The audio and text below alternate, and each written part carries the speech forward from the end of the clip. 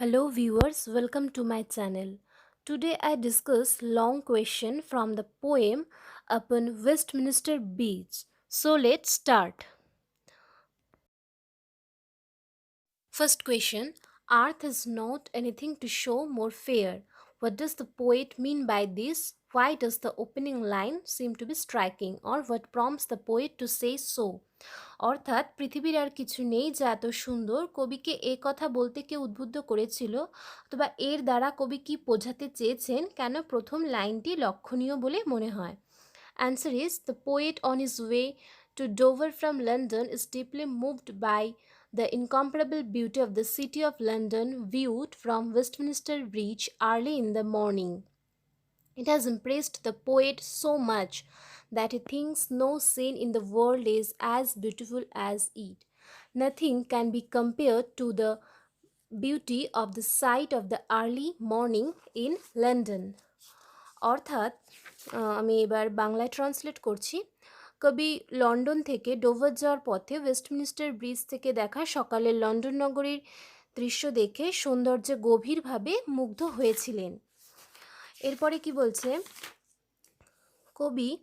এটা কবিকে এতটাই মুগ্ধ করেছে যে কবি ভেবেছেন পৃথিবীর অন্য কোনো দৃশ্য এটার মতো সুন্দর নয়। কোনো কিছুকেই লন্ডনের ভোরবেলা দৃশ্যের সৌন্দর্যের সঙ্গে তুলনা করা যায় না। Next, Wordsworth, the great lover of nature, in his sonnet makes an unusual statement about the beauty of the city of London. In other romantic poems, Wordsworth beautifies the rural, next page, sights and dignifies the ordinary events of rustic people. Urbanity has never before been dignified by the poet. This makes the first line striking. অর্থাৎ Wordsworth প্রকৃতি প্রেমিক London নগরীর সৌন্দর্য সম্পর্কে এক ব্যতিক্রমী বিবৃতি দেন। Wordsworth তার অন্যান্য রোমান্টিক কবিতায় গ্রাম্য দৃশ্যকে সৌন্দর্যমণ্ডিত করেছেন এবং গ্রাম্য মানুষের সাধারণ ঘটনাকে মহিমান্বিত করেছেন। এর আগে শহরে জীবন কখনো তার দ্বারা মহিমান্বিত হয়নি। এটাই তার প্রথম পংক্তিটিকে লক্ষণীয় করেছেন। Number 2, a sight is so touching in its majesty. What is the sight referred to here? What does the poet feel about the sight?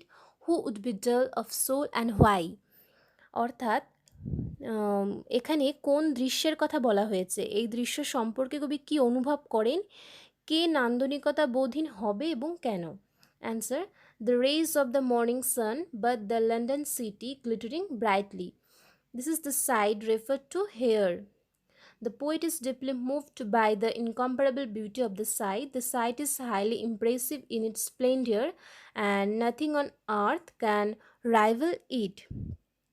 অর্থাৎ প্রভাতে সূর্যের আলোয় দ্যুতিমান লন্ডন নগরীর সুন্দর দৃশ্যের কথা এখানে বলা হয়েছে। কবি অনুভব করেছে যে দৃশ্যটির দীপ্তি অত্যন্ত মনোমুগ্ধকর এবং পৃথিবীর কোনো কিছুই কিন্তু এর প্রতিদ্বন্দ্বী হতে পারে না। A person who would fail to notice the beauty of the city of London but in the early morning, next page, কবিকে একথা বলতে কি উদ্বুদ্ধ করেছিল? The beauty of the city of London surpasses even the beauty of natural scenes. The poet thinks that the sun had never shone more beautifully on the valleys, rocks, and hills as it does this morning. But he actually means that the sun is at its best in beautifying nature on this day. But in the rays of the morning sun, everything in the city of London looks charming. So the poet describes it exquisitely. অর্থাৎ কি, London নগরীর সৌন্দর্য যেন প্রকৃতির সৌন্দর্যকেও ছাপিয়ে গেছে। এখানে কবি কখনোই এত সুন্দরভাবে উপত্যকা, পাথর এবং পাহাড়কে আলোকিত করতে দেখেনি, কিন্তু তিনি আসলে বোঝাতে চেয়েছেন যে সূর্য এদিন প্রকৃতিকে সুন্দর করে তোলার কাজে সর্বোত্তম চেষ্টা করেছে। সকালের সূর্যালোকে স্নাত লন্ডন নগরীর সব কিছুই আকর্ষণীয় দেখাচ্ছে, তাই কবি এটিকে অনবদ্যভাবে বর্ণনা করেছে। Next page. Next, why the calm is so deep, অর্থাৎ কি নীরবতাটা এতটা গভীর কেন? Answer, as the whole city is now at rest, the silence is intensely deep. There is no noise because the people are still in bed. The Thames flows on smoothly and quietly.